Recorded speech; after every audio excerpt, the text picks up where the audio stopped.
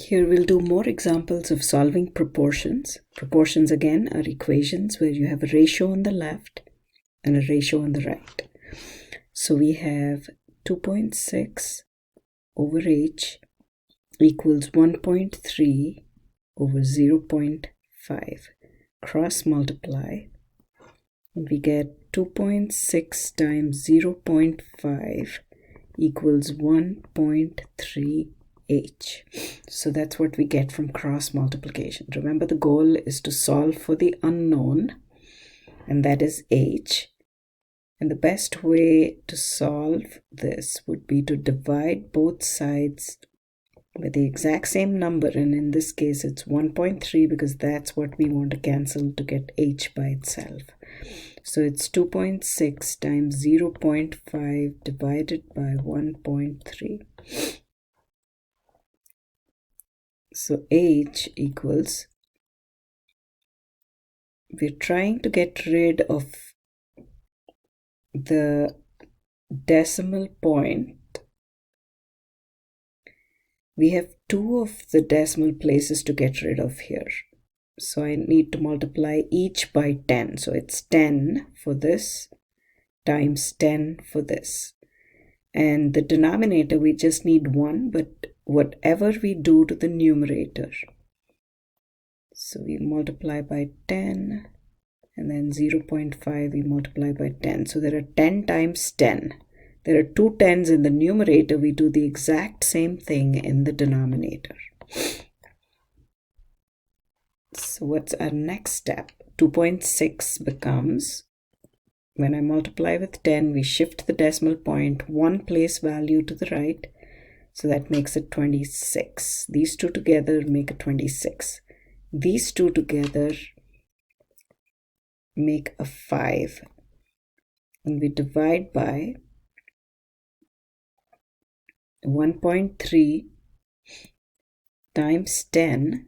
These two together make a 13.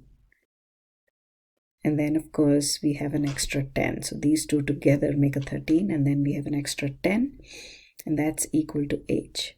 13 goes into 26, right? So it's 2 times 13 is 26 times 5 divided by 13 times 5 times 2 is 10. And that's equal to h. Now we cancel all common factors. That's what multiplication of fractions is all about. And we have everything cancels. And we have h equals 1. So let's double check if this is the right answer. So we have 2.6 over h, which is 1, is equal to 1.3 over 0.5. So we cross multiply. 2.6 times 0.5 is equal to 1.3. So let's multiply 2.6 with 0.5. 6 times 5 is 30. 5 times 2 is 10. 11, 12, 13, 130. How many decimal places? There's 1 here and 1 here. So the total number of decimal places is 2. So that's 1.30. And that's 1.3. 1.3 is equal to 1.30. So therefore, our answer h equals 1 is correct. So we're not only solving but also checking if the answer is correct. Next, we have another proportion.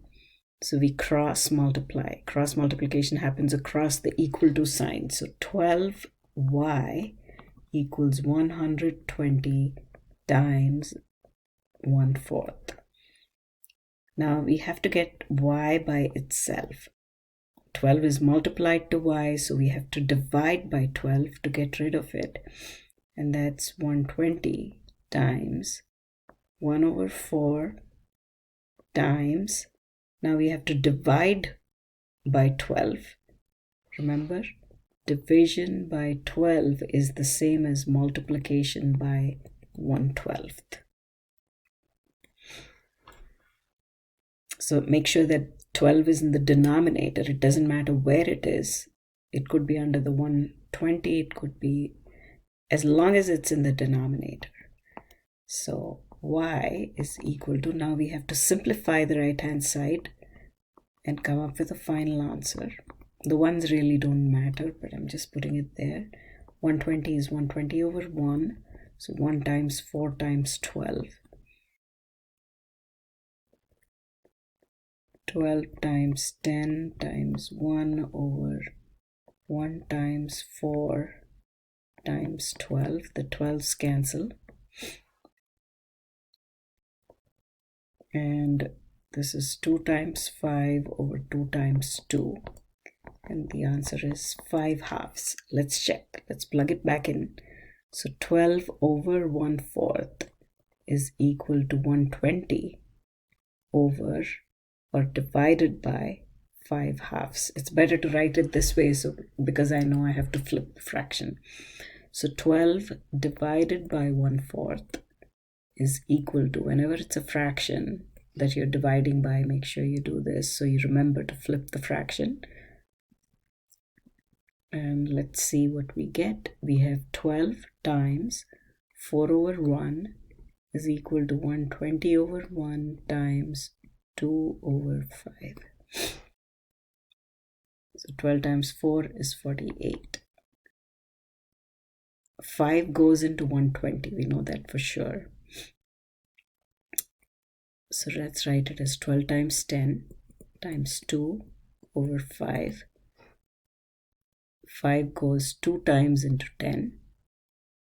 2 times 2 is 4. 12 4s are 48. Both sides are equal. So our answer is correct. And we have one more.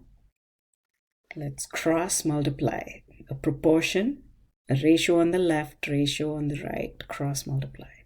So 6t, t is our unknown, and that's what we have to try to figure out, is half times 1/3. So we divide both sides by 6. That's what we're trying to get rid of to get t by itself. So this is 1 over 2 times 1 over 3. And remember, division by 6 is the same as multiplication by 1 over 6. Just make sure that 6 is in the denominator, and that's how you know you've divided by 6. So we have half times 1/3 times 1 over 6. And t equals 1 times 1 times 1 in the numerator, 2 times 3 times 6 in the denominator. So t equals 1 over 6 times 6, 36. We can plug it back in, so we are checking if it's the correct answer. 6 over 1/3 is equal to half over t, which is 1 over 36. Be careful how you write it. So 6 divided by 1/3 is equal to half divided by 1 over 36. 6 times 3 over 1 is equal to half times 36 over 1. 6 3s are 18. Now 1 times 6 times 6 is 36 over 2. 2 goes 3 times into 6. 6 times 3 is 18. So we have 18 equals 18, and the answer is correct.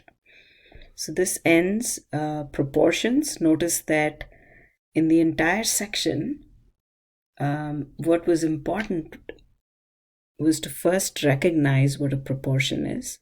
A proportion is nothing but an equation where you have a ratio on the left and a ratio on the right. And